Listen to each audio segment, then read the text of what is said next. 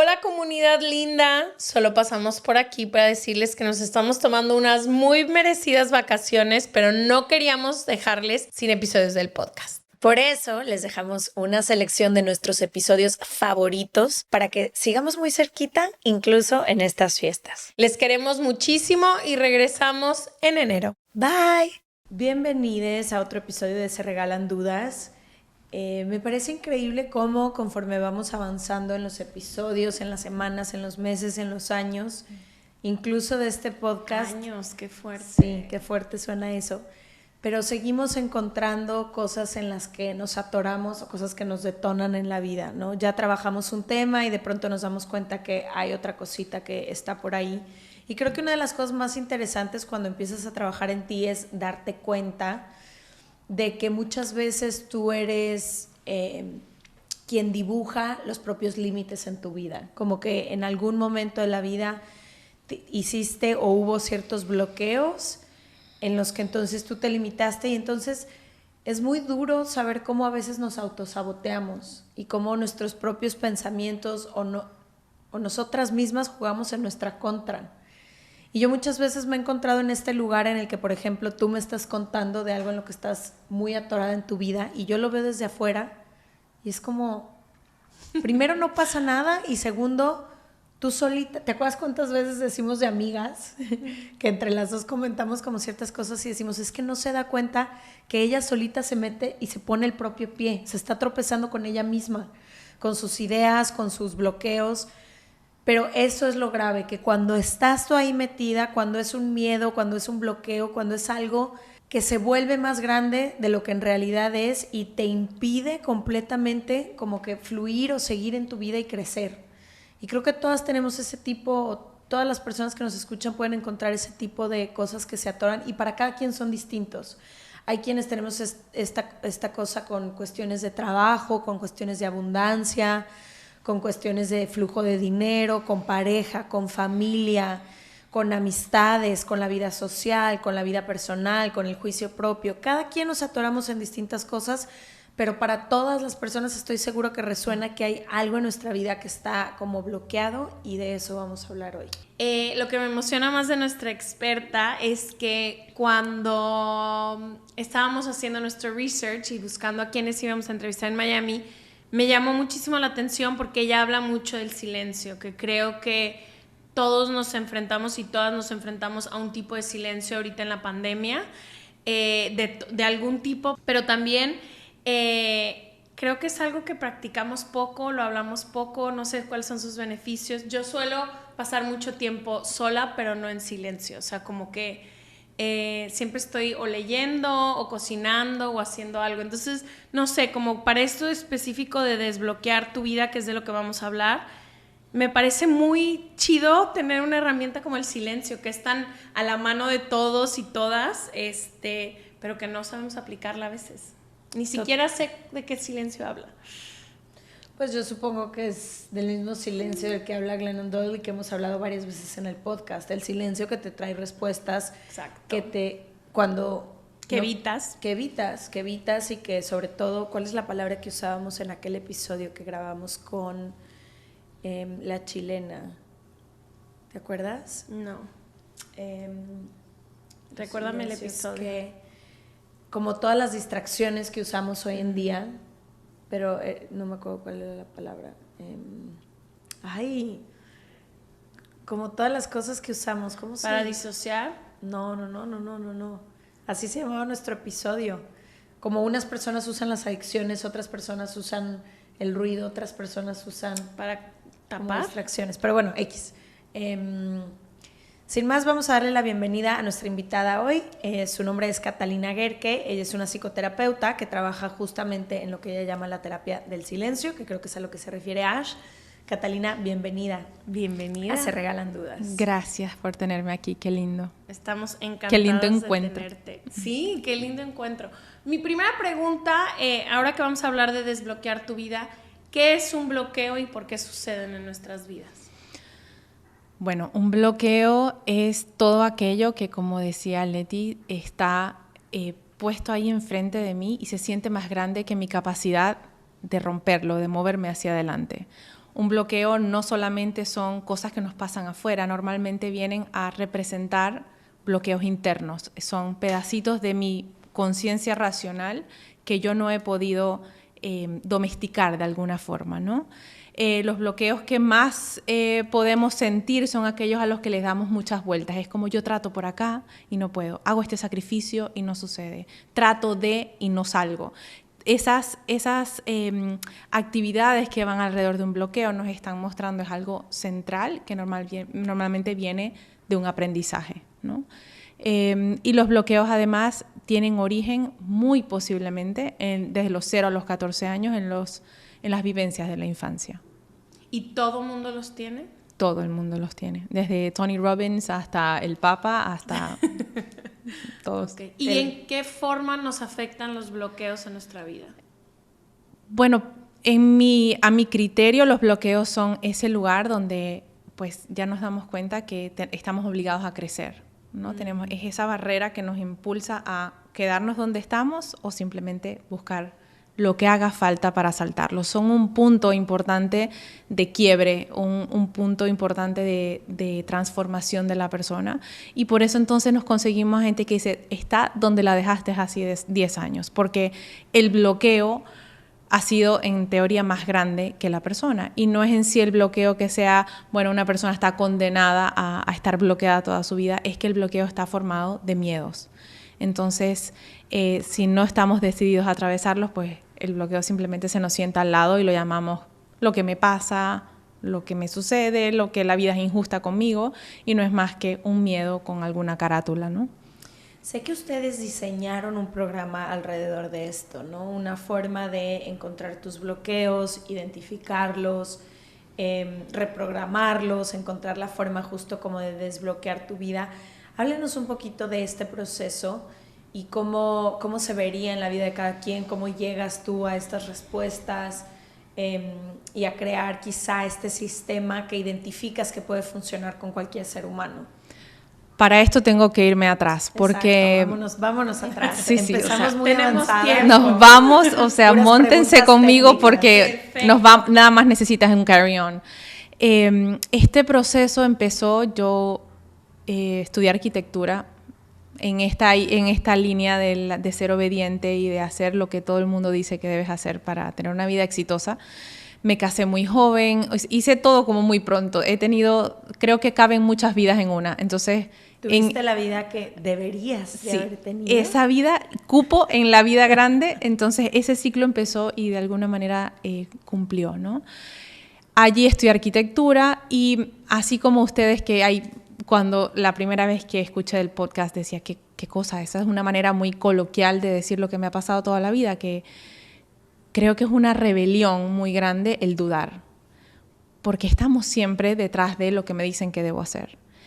Y en esa primera vida yo hice lo que me decían que debía hacer, ¿no? Eres creativa, esta es una carrera buena para las mujeres porque pueden ser arquitectos y ser mamá. Entonces todo eso sonó bonito. Seguí esa línea, pero mis dudas eran como, ¿realmente esta es la vida que yo quiero? ¿Esto es todo? Y ahí empecé psicoterapia tradicional.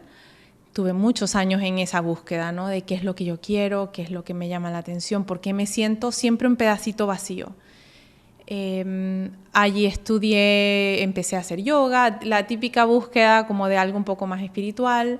Psicoterapia para mí fue muy lindo porque el inicio, la persona con la que empecé a trabajar me dijo, antes de venir a terapia necesito que tengas 10 minutos de silencio para que ordenes tus ideas, para que me digas realmente qué es lo que te mueve hoy.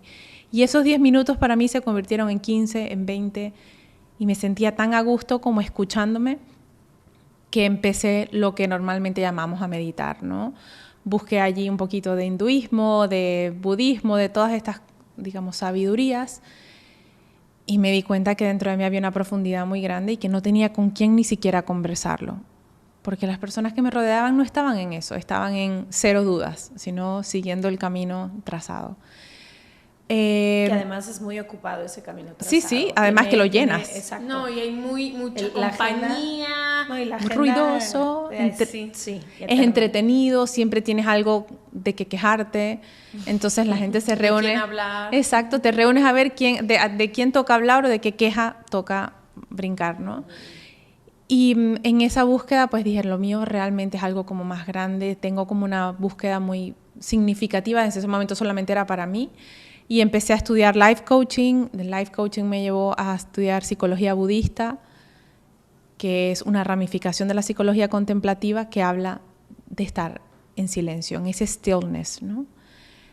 Y de un salto a otro, pues llegó el momento, yo siempre había tenido la búsqueda de quería ir a India y no sabía por qué. Y trataba de ir como en tour, en grupos, y la cosa se suspendía, y no, y decía, bueno, no es para mí, no me toca, mi niño estaba muy pequeño en ese momento, y de repente haciendo el estudio de la psicología budista me dijeron, mira, quedaste seleccionada entre un grupo de personas para ir al monasterio del Dalai Lama. Y aquel susto, madre de Dios, o sea, decía, Dios mío, ¿cómo me voy yo a la India sola a eso? Pero bueno, la duda se convirtió en certeza y dije, este es el momento. Me fui a India, estuve en el monasterio del Dalai Lama en silencio.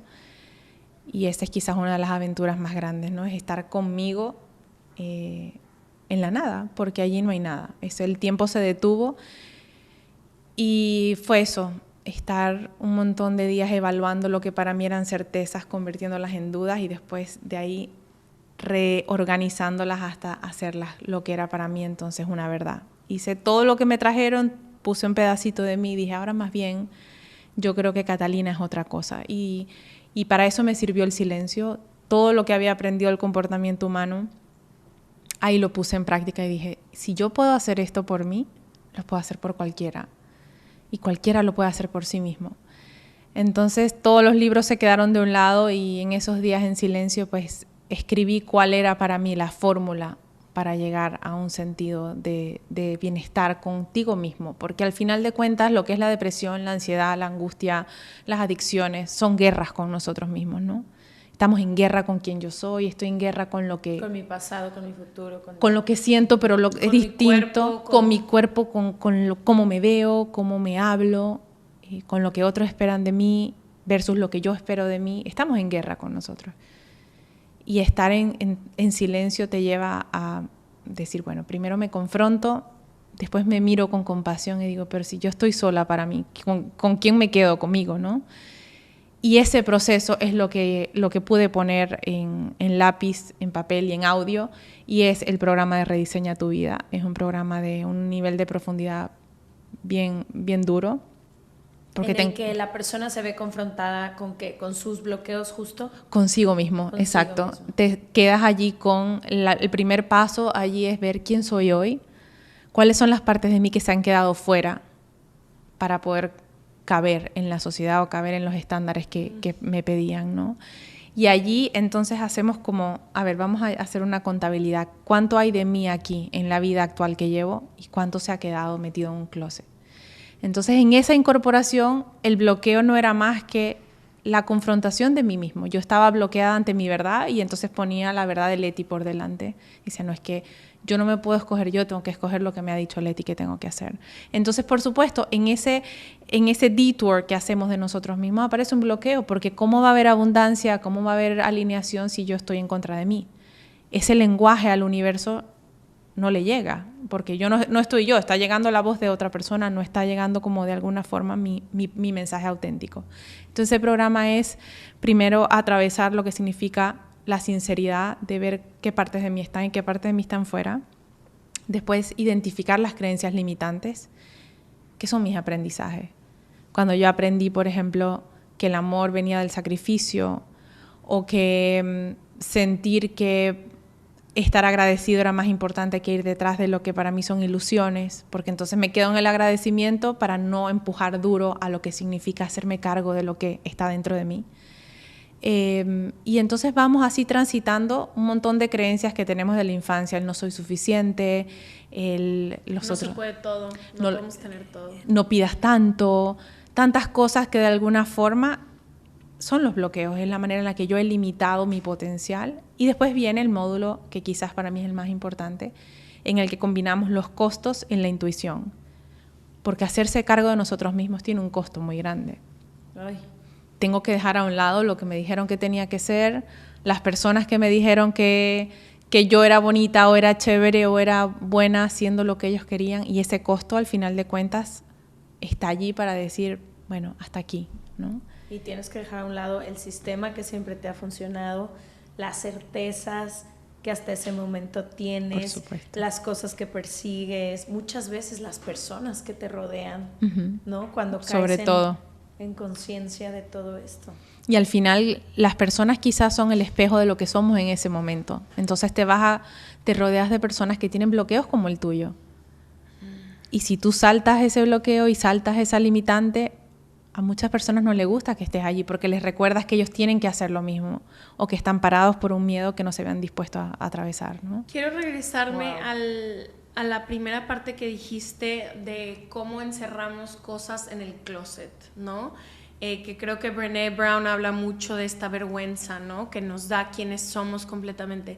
Tú que has tratado con tanta gente que ha tomado y que ha ido contigo y que conoces, ¿cuánto normalmente dejamos fuera y cómo sabemos si estamos dejando una parte de nosotros fuera?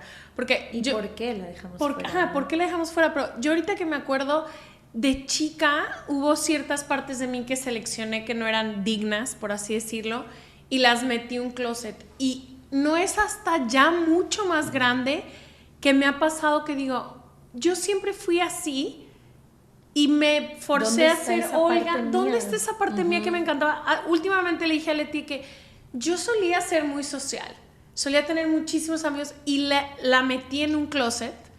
Y le digo a Leti, y ahora volteé y digo, me gustaría regresar a esa parte de mí, pero ¿por qué nos encerramos tanto? Y me gustaría saber como si le pasa a todo el mundo. Yo creo que una frase que usamos a diario es cuando decimos, no, es que esa persona es de otra liga o esa persona ya llegó. Cuando admiramos a gente que la sentimos muy distantes, en mi criterio son personas que ya han sacado todo lo que tenían en su closet. Entonces da un sentido de wholeness, de completo, de admiración. Cuando estamos en ese pedacito de castración de nosotros mismos, no nos sentimos completos. Entonces admiramos a los que se sienten que ya se integraron a sí mismos.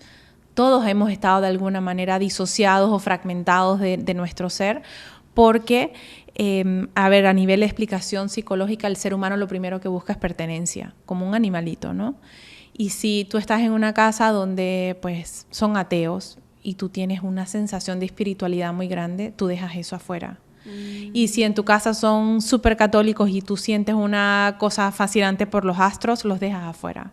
Porque el costo de no pertenecer a mi grupo familiar es muy doloroso, sobre todo cuando somos niños. Entonces, la autenticidad se queda en el closet. Hay casas, por supuesto, hogares donde eso no sucede, pero son mínimos los ejemplos de esos lugares porque como padres tenemos preconcepciones de lo que está bien y lo que está mal, también heredados, ¿no?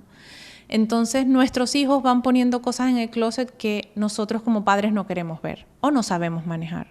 Si tenemos un hijo que baila y canta y es súper creativo, y a mí me castraron eso cuando niño, cuando lo veo, se lo prohíbo también. Claro. Entonces, porque me duele verte a ti lo que yo no me permití. En esos procesos es como vamos de generación en generación. Metiendo a la gente en el closet todo el tiempo. Hasta que llega alguien en la familia que dice, se acabó. Fíjate que no.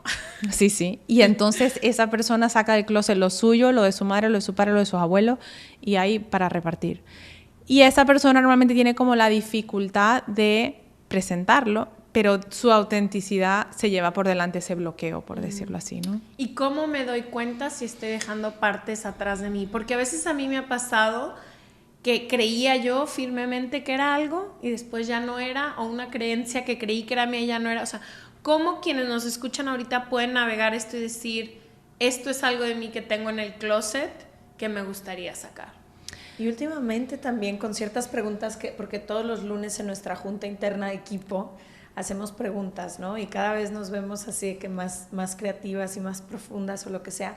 Pero hemos estado haciendo muchas preguntas de cuando éramos niñas. Y tenemos también hombres en el equipo, de cuando éramos niñas y niños. Y como que yo me he empezado a confrontar con muchas cosas que ahora me acuerdo que era como niña y que no sé dónde quedaron.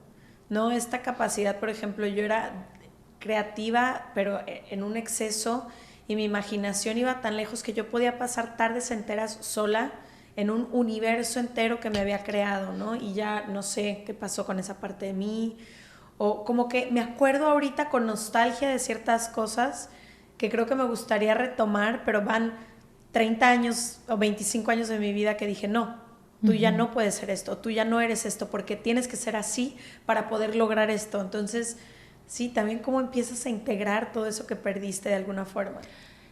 Yo creo que el propósito de una vida, y eso es de los que trabajamos en el programa de propósito de vida, lo hemos dibujado hacia quiero ser como Kim Kardashian, quiero ser como ideales, ¿no? Y el propósito de vida no es más que eso, que incorporar todas las partes de mí que se habían quedado afuera, porque eso es un lugar de plenitud. Entonces, cuando sentimos que hay algo que está bloqueado en nuestra vida, por ejemplo, es cuando tratamos mucho, cuando hacemos mucho esfuerzo y las cosas no cambian. Allí está faltando un pedacito de ti que se quedó. Si tú sientes que en tu trabajo, por ejemplo, ya no te salen las ideas o estás totalmente sistematizada y no hay una sensación de soy libre haciendo lo que hago, es porque tu creatividad, que no es más que el flujo de la libertad de ser quien yo soy, se ha quedado atrás. La manera en la que nosotros vemos eso es con la insatisfacción interna. Es cuando siento, tengo un vacío de algo. Tengo un vacío de libertad, tengo un vacío de expresión, tengo un vacío de creatividad, tengo un vacío de emociones, de amor, de aventura. Porque sí es verdad que ya no puede ser, si tienes 40 años, querer ser una prima bailarina. Bueno, a ver, cuando tenías 4 tenías esa flexibilidad, quizás ahora no. Pero ¿qué me daba eso? ¿Qué me hacía sentir eso? ¿Y dónde lo puedo encontrar ¿Dónde ahora? lo puedo encontrar ahora? ¿No? Que hay, sí, no me acuerdo en qué libro lo leí, pero nunca se me va a olvidar una reflexión de alguien que decía como eso, que sus padres le habían truncado sus sueños y ella quería hacer patinaje artístico profesionalmente y era muy talentosa y le dijeron, no, tú tienes que estudiar, esta no es una carrera real, lo que sea. Y entonces a sus 40 y algo de años tiene una crisis dentro de su matrimonio con sus hijos y todo, y ella se ve en este momento en el que dices que esto es lo que yo más quiero, ¿no? Y como que pues le dicen, increíble que sea lo que tú más quieras, pero no hay patinaje artístico profesional que se pueda hacer a esta edad. Y entonces ella empieza a reencontrarse con diferentes actividades, incluso una de ellas regresar a patinar, pero ya como un hobby, y te va contando todo el proceso de cómo sí recupera esa parte suya, que no necesitaba el reconocimiento de hacerlo de forma profesional, pero lo que ella se da cuenta en este momento de su vida es que lo que ella necesitaba era este espacio de una actividad que le hiciera sentir que estaba en el presente, que estaba con ella misma, que hacía algo para ella. Y entonces, en realidad, ir retomando esto fue como empapando todas las áreas de su vida, porque entonces toda la frustración que tenía con su pareja, con sus hijos, con ella misma, respondía a el descuido total hacia su persona, porque no tenía nada ninguna actividad, nada que hiciera para ella misma. Es un abandono a sí misma, Un abandono, ¿no? y se me hizo súper interesante cómo, y creo que se convirtió en que todos los días ella se levantaba a las 7 de la mañana, patinaba por media hora y regresaba, pero esa cosa que suena tan simple fue como un giro total. Fíjate que diste en el punto, porque si nosotros venimos, por ejemplo, de un lugar, en un hogar donde te dicen es que tú tienes que dejar el patinaje porque lo tuyo es lo otro, estamos teniendo un abandono emocional de reconocimiento. No me están viendo por ser quien soy, están viendo el ideal de mí. Entonces, en ese abandono emocional, yo escojo lo que otros me dicen que debo ser. Y en lugar de sentirme bien con lo que hago, yo me acostumbro a abandonarme. Entonces vuelvo a un lugar de conciencia emocional donde para mí es conocido abandonarme. Entonces me caso con un esposo que me necesita todo el tiempo, tengo 5 hijos para seguir alimentando esa rutina de volver al lugar emocional que dice abandónate. Wow. Entonces para ella el patinaje es simplemente vencer el patrón de abandonarse que se convierte en el lugar donde tú te encuentras con tu historia. Y eso es un bloqueo. El bloqueo es que yo me relaciono con los demás desde el abandono. Entonces yo te quiero tanto que mira lo que me he abandonado. Mira, Leti, sabes que yo quería ir a trotar esta mañana, pero como te quiero tanto, me vine y dejé lo que iba a hacer por verte. Ese intercambio. Claro, ese intercambio, mis papás me quisieron porque me dijeron que si yo dejaba esto, me estaban dando una nueva manera de ver la vida, donde yo a mí nunca me iba a faltar nada y me estaban queriendo. Yo me sentía amada a pesar de que estaba mutilando una parte muy importante de mí. Entonces, yo me relaciono con el amor desde el abandono. Yo renuncio a mí para que tú sientas que te quiero. Y eso se convierte en una moneda de trueque, ¿no? Entonces, como seres humanos tenemos esos bloqueos, ese diccionario en el que cuando nos vamos atrás, digo, ¿cuándo aprendí yo esto? Y eso, por ejemplo, lo que hacemos en el programa es, vamos atrás. ¿Dónde está el lugar donde eso se aprendió? Esto está todo guardado en la conciencia emocional, que es el lugar donde, como seres humanos, es el primer intercambio que tenemos con el mundo. Hay gente que dice, por ejemplo, yo no sé por qué yo siempre tuve a mi madre y yo tengo una sensación de abandono perenne. Y hace estas prácticas de silencio, que es donde tenemos las mejores herramientas, digamos, dentro del programa. Dice, yo me di cuenta que mi mamá tuvo intentos de aborto. Quiso abortarme. Ella, no había forma de que ella supiera eso, pero eso estaba grabado en el inconsciente. Y va en el proceso y le pregunta a la madre y dice, sí, es verdad. Es que yo tenía estas dificultades y varias veces me pasó por la cabeza. Entonces, en la conciencia emocional tenemos grabado todo lo que hemos sentido. Y cuando pasamos el día a día, pues entonces en ese sentir yo me relaciono contigo desde ese aprendizaje. Entonces, yo te quiero abandonándome, ¿sí? Y me encantaría, ahorita que mencionas el silencio, me encantaría hablar del silencio. Yo, como tú, me fui a la India por otras razones diferentes. Mi mejor amiga vive allá, después de Leti. Yo así de, bueno. Y que no, yo estoy aquí, dice Leti. No. Una de mis muy, muy, muy grandes amigas vive allá y me iba a ir con el que en aquel entonces era mi pareja y 10 minutos antes de irnos se canceló el viaje para él. Entonces yo me vi en la India fui a un retiro de silencio de como 15 días, 10 días, y después estuve sola en la India durante 2 meses. Y después de ese momento de silencio tomé una de las decisiones más importantes de mi vida, que literalmente cambió el rumbo de mi vida, que fue mudarme de ciudad, llegar a una ciudad donde he hecho y construido un chorro de cosas que me han hecho muy feliz.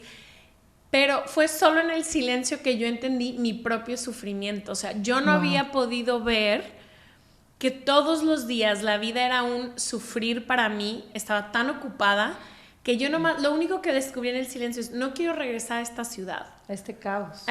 O sea, yo decía, es que no puedo regresar a esta ciudad. Y saliendo del retiro de silencio, yo hablé con mi mamá y le dije, es que creo que me voy a quedar más días en la India y voy a extender todo. Y mi mamá me dijo, ¿no se te ha ocurrido que te puedes mudar de ciudad? O sea, no te has pasado. Y fue como, ¡ah! Claro, todo este sufrimiento que pude ver en el silencio, porque sufría, puedo resolverlo aquí, pero me encantaría hablar de eso, del silencio, lo que tiene y por qué le tenemos tanto miedo. Y por qué es tan difícil. Hablemos de por qué es tan difícil el silencio y por qué lo huimos tanto. El silencio es difícil porque nos quedamos con la única persona de la cual no podemos huir. Ay, y el chinita. De nosotros, ¿no? Entonces ahí nos damos cuenta de eso, por ejemplo, que estás diciendo tú tan lindo, que reconozco mi sufrimiento, reconozco los lugares de mí que ya no quieren, que dicen basta, y me lo dicen en el cuerpo, me lo dicen con la ansiedad, me lo dicen con las enfermedades crónicas. Con las relaciones que empiezas a tener. El ciclo que se repite, y ahí volvemos a los bloqueos, es dónde me estoy poniendo yo en el medio de mi camino. Y ese yo que se interpone es al que vamos al silencio. Es como esa figura de mí que he creado, que estaba al servicio de mi escuela, mis amigos, mis padres, mi sociedad. Esa figura ya no se parece a mí, no se parece a quién soy. Y ese quién soy solamente lo podemos conseguir cuando afuera no tenemos ruido. Porque si yo vengo a un lugar donde, en mi trabajo, en mi escuela, en mi casa, lo que sea, ya hay preconcepciones de mí, entonces me fuerzan a entrar en una casilla donde dicen, pero tú no decías eso antes, pero tú no querías. Entonces rápido te vuelven a moldear a la persona que tenías que ser, ¿no? Ese silencio del que hablas, Ash, es el silencio de donde todo viene y de donde todo regresa. Como en el Tao Te Ching dice que nada hace y no deja nada sin hacer. O sea, el ser humano viene de la creación del silencio. Y cuando llegamos allí nos conseguimos en una voz muy, muy poderosa. Confrontativa. Que es la tuya, es la que te dice, estoy harto de que estás en guerra conmigo, estoy harto de que no me dejes ser. ¿Cuántas veces más vas a ir a ese lugar donde ya sabes que no eres querido o no te aceptan como eres? Entonces, en esa confrontación, una vez que lo escuchamos, no lo podemos dejar de oír. podemos tratar de seguirnos siendo infieles un rato, pero no sirve. Ya llega un momento en que dices, cuando lo ves, puedo. no puedes. No puedes dejar de ver. Y a veces quisieras, ¿no? O sea, que creo que pasa en esos momentos de silencio cuando le huyes tanto y de repente tienes esta verdad que te la avientan en la cara, porque se siente así, la verdad. O sea, no es como... A veces pensamos, y me da mucha risa cuando hablamos de amor propio, que se ve muy suave, muy lindo, cuando en realidad mucha parte del amor propio es esta voz que grita y que te dice basta, basta de esta relación en la que estás, basta con la guerra que me estás haciendo, y no es sutil, no. ¿Sí me entiendes? O sea, el cambio es muy... y te empieza a perseguir todos los días, a todas horas, te lo dice todo, o sea, ya no hay paz hasta que haces ese brinco de decir, perfecto. Pero de todas maneras no había paz. Eso es lo interesante, yo creo, del silencio.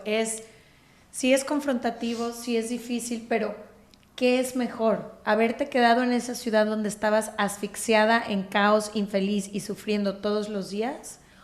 ¿O dar el salto, escuchar el silencio y entonces liberar tu vida? Pero tú y yo hoy podemos hablar de la experiencia que fue para mí dejar esa ciudad y todo lo que me costó. Durante el proceso, yo sentía que iba contra mí misma.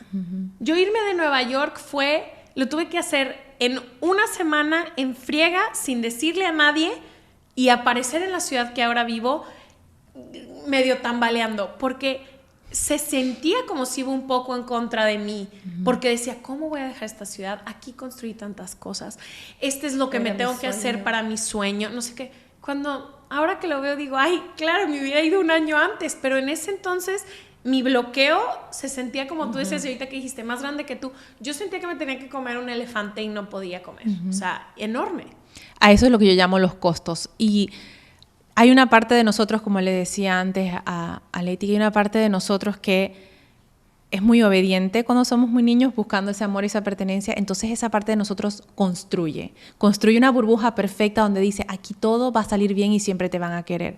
Pero la voz del silencio, esa sensación interna mía de arraigo, que es más poderosa que cualquier mandato, dice, pero es que aquí no es donde están tus valores, aquí no es donde están tus sueños, tus ilusiones no se parecen a esto. Y resulta que entonces la que construyó la burbuja es la misma que tiene que destruirla. Siempre. Y eso es el proceso de la valentía. Es decir, en el plan A era pero una vez de que lo construí, me vine a Nueva York y hice todo lo que tenía que hacer, el plan B es destruirlo y construir de nuevo. Esos son los costos más grandes porque rompemos con las expectativas, con lo que la gente quería de nosotros y la moneda que habíamos inventado para ser amados, ¿no? O sea, yo te amo desde el sacrificio, te amo desde mi renuncia, te amo desde no ser totalmente auténtico conmigo. Entonces, de soñar chiquito. De soñar pequeño, exacto. De sentir que estamos a iguales cuando realmente mis sueños son mucho más grandes, pero así no te dejo atrás. Tantos compromisos que de nuevo llamamos amor, ¿no? Entonces, ese proceso de sentirlo, ya llega un momento en el que los bloqueos son tales que es como nada te vuelve a funcionar porque ya has entendido que en esos procesos te estás siendo infiel. Entonces tocas una puerta y no te abren, tocas una ventana y está cerrada y es blindada. Se te empiezan a cerrar un montón de rutas que antes parecían conocidas simplemente porque ya el proceso en sí ha comenzado. Y es la transformación realmente es hacerme grande para saltarlo, ¿no? Me encanta que digas eso de destruir, porque creo que cuando alguien destruye su vida, por así decirlo, entre comillas, y se hace una vida nueva, o sea, ahorita que tú decías que cuando tienes un bloqueo normalmente orbitas cercano a las personas que tienen el mismo bloqueo y luego hay una que destruye todo y se construye una nueva vida. Y lo hemos castigado tanto como sociedad. Ayer hablábamos, Leti y yo, de una pareja de amigos cercanos donde se divorcian esta pareja y la mamá es la que se va a seguir sus sueños y el papá se queda en casa. Y le digo a Leti, he estado pensando mucho en ellos, cómo ella deja a sus hijos. Y volteó y me dijo, pero si el papá dejara a los hijos, nadie dijera nada. Y yo, claro, ella está reconstruyendo su vida. No los dejó, nada más está trabajando. No, está trabajando, o sea, pero si él hubiera hecho lo mismo, nadie hubiera señalado nada. Exacto, y ahora la señalan, pero así miles, ¿no? Gente que deja trabajos que todo el mundo dice, ¿cómo dejó ese trabajo? O cómo... Y me ¿cómo encanta, dejó esa persona? Exacto, sí. ¿Cómo? O de que tenían un matrimonio divino. O sea, miles de cosas que ponemos que la palabra destruir y cambiar tu vida radicalmente es tan castigada y solo venimos a eso, a destruir y construir, destruir todo el tiempo. Millones de veces. Y creo que no damos nunca el espacio ni a nosotros mismos ni a nuestra gente cercana, que es la que vemos destruir y construir todo el tiempo. Bueno, es que cuando alguien se anima a ir por algo, creo que tiene que ver con lo que decía Catalina hace rato. Te confrontan con lo que tú no te has animado. Entonces, ¿cómo no te voy a señalar si tú sí fuiste por eso que yo tanto quiero, pero llevo 15 años reprimiendo en mí? Uf. ¿No? Y yo tengo un hijo de 14 años y realmente a mí me ha tocado eso, yo le quise construir una vida perfecta en una burbuja de cristal y he sido yo, después de tantos procesos de sinceridad y de valentía, Te voy a romper esta que he ventana. sido yo misma la que le dije, perdóname, y rompí yo misma la burbuja que le había construido, ¿no? Y le digo, con esto lo único que te puedo mostrar son dos cosas. Una, que no hay nada lo suficientemente grande que esté pasando en tu vida como para que yo no lo pueda tomar. O sea, yo he recorrido tantos caminos que no hay nada que tú me digas que sea más grande que lo que yo he visto. Así que yo puedo tomar todo lo que esté pasando en tu vida. Este es un lugar seguro para que tú vengas a decir qué hago, he hecho esto. Sí, lo vamos a descifrar. Aquí es un lugar exactamente donde no hay esto es too much, ¿no? Y lo segundo es que yo creo que es mi lema de vida, es que yo me miro al espejo todas las mañanas y digo, no me debo nada. Entonces, siempre que yo esté frente al espejo y diga, no me debo nada, este es mi camino. Entonces yo le digo al hijo, cada vez que tú te mires y digas, me debo un deporte nuevo, me debo salir de una amistad que no quiero, decirle a mis padres lo que sea, si tú te miras al espejo y tienes deudas contigo, hay algo que necesitas hacer. Porque primero no sabemos cuándo nos vamos de aquí y segundo, vivir con deudas es estarse todo el tiempo siendo infiel. Y ahí es donde empiezan los bloqueos. Está el universo llevando nota y dice, mira, el crédito va mal porque estás consumiendo todo lo que te estoy dando en contra de ti mismo. Y el universo, la vida, nos da crédito a favor todo el tiempo. Es como creen en nosotros, nos empujan, nos dan oportunidades, abren puertas. Y si yo estoy usando eso para esconderme, entonces estoy todo el tiempo endeudando mi vida. Una de las herramientas más importantes de esta destrucción es el ser valiente. Y la valentía empieza por una duda. ¿Será realmente esta la vida que quiero? ¿O será realmente aquí donde me quiero conseguir cuando tenga 85? Si la respuesta es no, Corre. la duda es el camino para decir, atravesar. Al final el miedo es el medio. Todo lo que a mí me dice, uy, me da mucho miedo, es un lugar para arrancar. ¿Por qué te da miedo cambiar de carrera? ¿Por qué te da miedo decir no quiero estar aquí? Allí nos confrontamos con esos bloqueos que no son más que aprendizaje de no puedes, no debes, debe quedarte pequeña, debes ser obediente, debes no pasar desapercibida. Y me acuerdo cuando era niña, por ejemplo, que a mí me decían, esa lengua, a ti te van a enterrar y al lado van a enterrar tu lengua, porque tú no te callas nada. Y digo, claro, yo pasé muchos años de mi vida callada, pero eso no significa que es un silencio nutritivo, es un silencio que castra. Y entonces lo conversaba con mi hijo en esto y le digo, hay una gran diferencia cuando a ti te dicen, guarda silencio, a el silencio del que Ashley y yo estamos hablando. Si nosotros expandimos la frase de guarda el silencio, estás diciéndote, guárdate lo que el silencio te está diciendo, tu voz interna. Cuando uno le dice al niño guarda silencio es porque no quieres que diga lo que siente, lo que piensa, lo que está viendo, lo que está llorando y te incomoda lo que el niño va a decir, lo primero que hace es que guárdate lo que tu voz interna te está diciendo. Porque no nos gusta oír las verdades de los demás porque muchas veces reflejan las partes que yo he guardado de mí mismo. Y entonces es donde viene el proceso de la valentía. Y ahorita que hablas de esa práctica de no me debo nada, ¿cómo se ve una vida donde no te debes nada? Así, como me ves aquí. Bueno, yo creo que no deberse nada significa estar siempre parado en el lugar en el que te sientes cómodo con tus decisiones. Si hay decisiones en las que tú estás favoreciendo a otros en lugar de a ti mismo, te estás debiendo.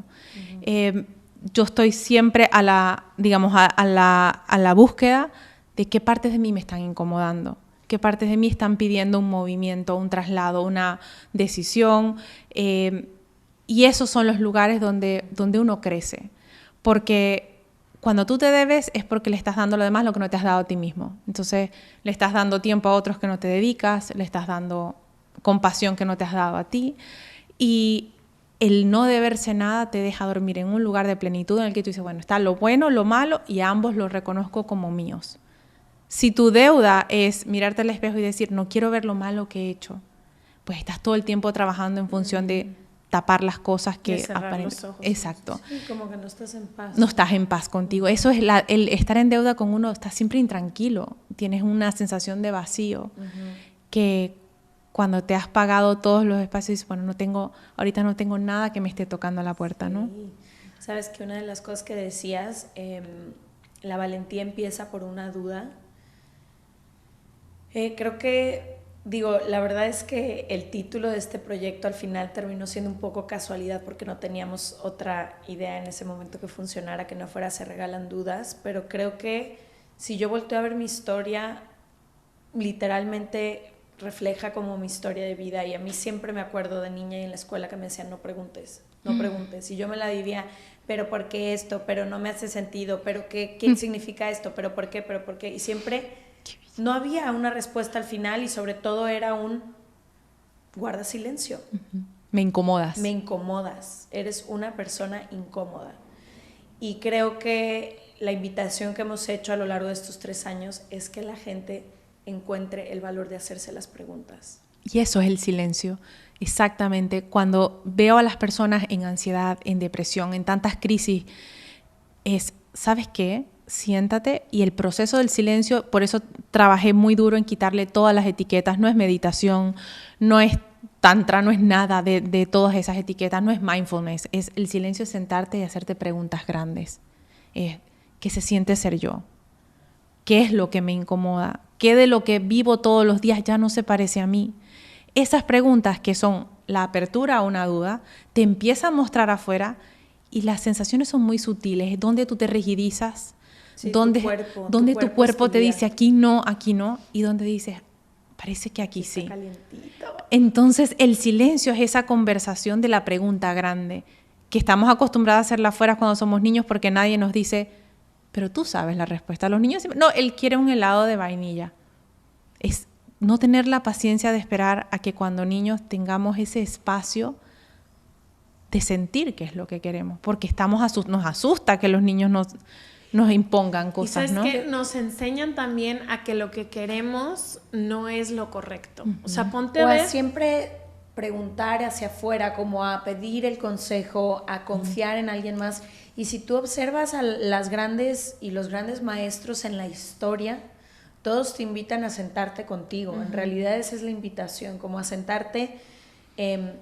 Y lo que más fuerte se me hizo, que lo apunté aquí, es que dijiste, la voz interna es más grande que cualquier mandato. Pero se nos enseñó siempre a desconfiar de esa voz interna, o ni siquiera conocemos un canal de conexión. ¿Qué es la intuición? ¿Cómo me conecto con esta voz interna y cómo voy a creer en ella cuando siempre me dijeron haz lo contrario, tienes que ser otra cosa? Entonces creo que ese es el gran ejercicio, y según lo que dices tú, Glennon Doyle, y muchísimas personas que sigo, el único espacio en el que se encuentra eso es en el silencio con una misma, porque nadie tiene las respuestas a tu camino y a tu vida que tienes tú. Solo es como si le estás pidiendo a alguien que venga y abra la llave de una puerta a la que solamente tú tienes la llave. Correcto. Es que lo has dicho lindísimo. Me pasa un montón, me dice, ¿qué hago? Digo, yo no estoy aquí para decirte qué hacer, yo estoy aquí para recordarte que la respuesta es tuya. Y cuando somos niños nos quitan ese músculo que siempre sabe, siempre sabemos. O sea, no hay ser humano en el mundo que no sepa. ¿A qué llamamos locura? Pues en mi criterio la gente que dice, yo a veces siento que estoy loca, es que hay una batalla entre lo que sé que quiero y lo que me dicen que debo ser.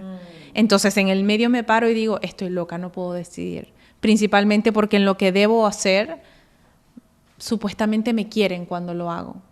Entonces estoy sacrificando esa moneda de intercambio que es prehistórica, porque al final de cuentas el amor empieza por qué tan cómoda estoy conmigo. Si yo no puedo estar cómoda conmigo, ¿cómo puedo pensar que Ashley va a estar cómoda conmigo? No puede, porque ella va a estar todo el tiempo sintiendo ese lugar de mí que estoy escondiendo, ¿no? Y eso al final es lo que llamamos la sombra. es la parte de mí que no dejo que se siente a mi lado, y entonces estoy haciendo el esfuerzo de esconderla todo el tiempo. Y en ese escondite es donde no estoy a gusto conmigo. No, y creo que ahí cuando dices de esconder, cuando dejamos de esconder cosas, por ejemplo, este año para mí ha sido un año de desbloquear niveles que yo no había visto. O sea, literal, va a resumir mi 2021 en voltear a ver partes de mi vida que nunca había podido tener la capacidad de ver.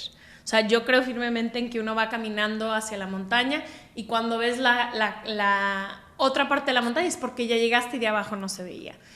Y creo que este año mi vida se resume en eso, en ver partes de mí que no había tenido las herramientas para poder ver, y me he dado cuenta, y lo que más viene con tristeza siempre, como que a mí me ha dado mucha tristeza este proceso, porque digo, ¿cuánto tiempo, esfuerzo, cosas he sacrificado por esconder esto?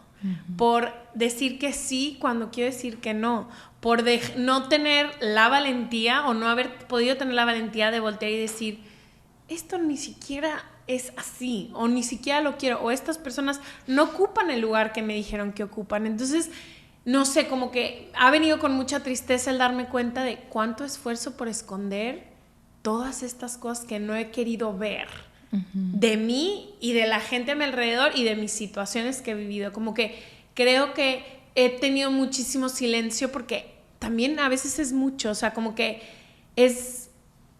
no sé, es un proceso largo, toma tiempo, o sea, en ningún momento, fue algo que vi no sé, voy a poner tiempo, pero ponte que en febrero, y hasta ahorita estoy pudiendo integrar, después del podcast, después de 1000 terapias y todo, pero es a veces complicado. ¿Cómo podemos llegar a integrar todo esto que estamos viendo? Porque sé que quienes estén escuchando esto y quienes han sido las incómodas de su familia toda la vida pueden levantar la mano, pero también hay gente que un poco vive esas vidas de las que hablamos, que son las que te muestran el camino, que son muy celebradas, que son muy acompañadas, que voltean y dicen, híjole, todavía hay partes de mí que no he podido encontrar. ¿Cómo podemos, me encantaría que dieras algunos tips, que sé que ya se está acabando el tiempo, pero cómo podemos integrar y ayudar a vivir una vida sin estar bloqueada todo el tiempo? Una pregunta que creo que es muy simple y muy poderosa ante un bloqueo es preguntarse ¿por qué no? ¿Por qué no? ¿Por qué no puedo ir a ese viaje? ¿Por qué no puedo dejar esta relación? ¿Por qué no puedo decir basta? ¿Por qué no puedo cambiar? El por qué no nos muestra dónde aprendí a justificar el quedarme, el no hacer. Entonces, en mi trabajo está siempre la introspección, ¿no? Es como, tráeme qué es lo que has conseguido. Y lo que he conseguido necesita acción. Parte de los procesos que yo llevo a diario es rescatar personas que tienen 15 años en terapia en el hueco, como llamo yo, ¿no? Es estar metido en un túnel sacando y sacando basura. Y llega un punto en el que tú dices, ¿qué haces con todo esto si no estás transformándolo en algo? Aplicándolo en tu vida. Te conviertes simplemente en un lugar de escombros en el que estás recolectando pedacitos de ti que sí nos hace falta recolectarlos, pero para que haya integración tiene que haber acción. Entonces, si a ti te dijeron de pequeña, deja de preguntar, tú sacas un podcast que dice, se hacen preguntas, ¿sabes? Y entonces la integración... Literal, y le llamas casualidad. Casualidad. Y le dice, in your face. Y nos pagan por hablar. Literal. Así tal cual. Es esa búsqueda que es una integración, llega a decirle a esa parte de ti que estaba en el closet, ven, vamos a hacer algo maravilloso. ¿Por qué no? Entonces, en esa integración aparece la necesidad de la acción, que es donde normalmente ponemos el freno de mano y digo, uy, qué miedo. El miedo es el medio. Cuando sientas miedo en un proceso de integración, es el lugar donde tienes que accionar. No hay integración si no hay acción. No sirve de nada que se vayan, porque mucha gente, yo me quiero ir a donde te fuiste tú. Tú no puedes ir a donde fui yo. Yo fui adentro de mí. No hay nadie que pueda ir a donde fue Leti, a donde fuiste tú. Y puedes hacerlo en todos lados. En tu casa, en cualquier lado, en un jardín. El lugar al donde vamos es el lugar de reconexión, de las dudas que se convierten en pasos de valentía. Y en el proceso en esa integración es, ok, reconozco que me habían truncado mi creatividad o me habían dicho que amar era renunciar a mí. Después de que esa integración se da, no puedo seguir yendo a tu casa a decir, ay, es que yo soy rígida y no soy creativa. No, tengo que accionar para que esa integración realmente empiece a formar parte salga del inconsciente y se convierta en la conciencia emocional con la que me relaciono con el mundo. No hay proceso terapéutico suficientemente sano si no te lleva de una integración a una acción. Porque entonces para siempre eres un wanderer, ¿no? Eres un psicoanalista interno que nunca... Que tiene todas las explicaciones en PowerPoint. Y que estás todos los días en el diván mirando el existencialismo y no haces nada con eso. La transformación es ese proceso en el que la integración de lo que ahora reconozco me lleva a un proceso de acción en el que ahora me puedo mirar al espejo y decir, lo hice, no me debo nada. Wow. Ay, divino todo. Quiero parte 2, 3, 4, 5, 6, 7. Gracias, Catalina, por tu tiempo. Te lo agradecemos infinitamente. A ustedes que nos escuchan, si aquí encuentran algo de valor, acuérdense que la única manera en que pueden ayudarnos a que sigamos creando esto es compartirlo. Compártanlo con amistades, con familia, con parejas, con quien sea que ustedes crean que les puede funcionar esto que están escuchando. Y les vamos a dejar aquí toda la información de lo que hace Catalina, de sus talleres, por si están interesadas o interesados. Nos vemos el próximo martes y la información está en seregalandudas.com/suscríbete. Y los vemos el próximo martes. Gracias, A Catalina. ustedes, gracias por tenerme aquí. Gracias. Bye. Hit it, boys.